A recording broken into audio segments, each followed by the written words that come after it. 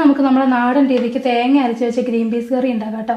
അതിന് വേണ്ടിയിട്ട് ഞാനിതിവിടെ ഗ്രീൻ പീസ് എടുത്തിട്ടുണ്ട്. ഇതിനൊരു മഞ്ഞ കളറ് ഈ റിലയൻസിൻ്റെ ജിയോ മാർട്ടില്ലേ അവിടെ കിട്ടുന്ന പട്ടാണി ആ ടൈപ്പ് സാധനമാണേ.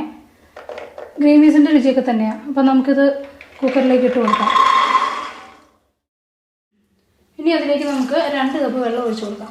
ഒരുപാട് വെള്ളം ഒഴിക്കേണ്ട ആവശ്യമില്ല കേട്ടോ. നമ്മളിതിലേക്ക് ഇനി അരപ്പ് ചേർക്കാനുള്ള 1/2 ടീസ്പൂൺ മഞ്ഞൾപ്പൊടി, ആവശ്യത്തിന് ഉപ്പ്, വലിയ 2 കഷ്ണം ഇഞ്ചി അരിഞ്ഞത്, 6 കഷ്ണം വെളുത്തുള്ളി ചതച്ചെടുത്തത്, അതായത് 6 അല്ലി, ഒരു മീഡിയം വലുപ്പത്തിന് മുകളിൽ വലുപ്പമുള്ള ഒരു തക്കാളി അരച്ചെടുത്തതാണേ, 3 ചെറിയ ഉരുളക്കിഴങ്ങ് ചതുര കഷ്ണങ്ങളായിട്ട് മുറിച്ചത്. തീരെ ചെറുതല്ല കേട്ടോ, ഒരു മീഡിയം കഷ്ണങ്ങളായിട്ട് മുറിച്ചെടുക്കണേ. നമുക്കിനി ഇതൊന്ന് മിക്സ് ചെയ്ത് കൊടുക്കാം.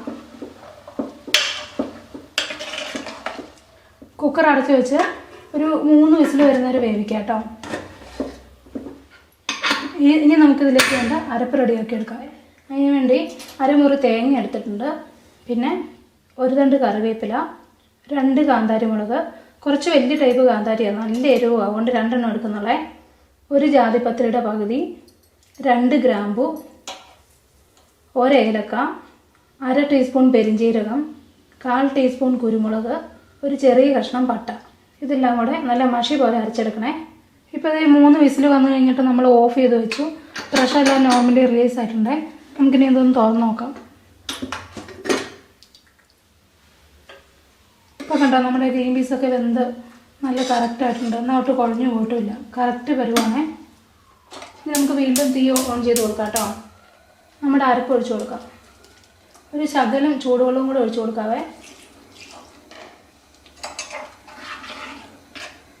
നല്ലപോലെ മിക്സ് ചെയ്ത് കൊടുക്കാം. 2 മീഡിയം വലുപ്പത്തിലുള്ള തക്കാളി നമുക്ക് അരിഞ്ഞതിലേക്ക് ഇട്ട് കൊടുക്കാം കേട്ടോ.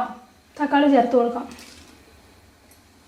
അരപ്പൊന്ന് തിളച്ച് വരുന്നവർ ജസ്റ്റ് ഒന്ന് ഇളക്കി കൊടുത്തോണ്ടിരിക്കാവേ, അരപ്പ് വിരിഞ്ഞ് പോകാതിരിക്കാൻ വേണ്ടിയിട്ട് കേട്ടോ.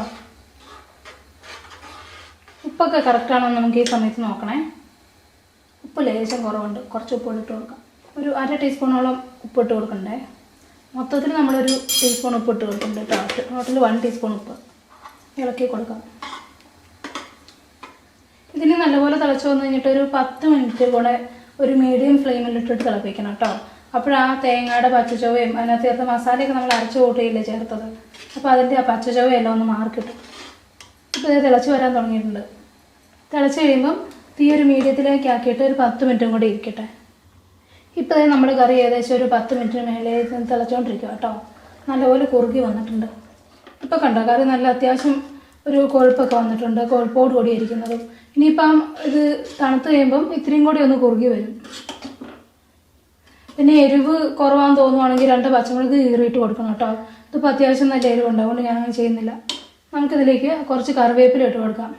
കറിവേപ്പില ഇരുന്ന് കരിവേപ്പില ആയിപ്പോയി. ഫ്രഷ് കറിവേപ്പില ഉണ്ട്, അതാട്ടോ നല്ലത്. ഇനി 1 ടേബിൾ സ്പൂൺ വെളിച്ചെണ്ണ, പച്ച വെളിച്ചെണ്ണ ഒഴിച്ചു കൊടുക്കണേ.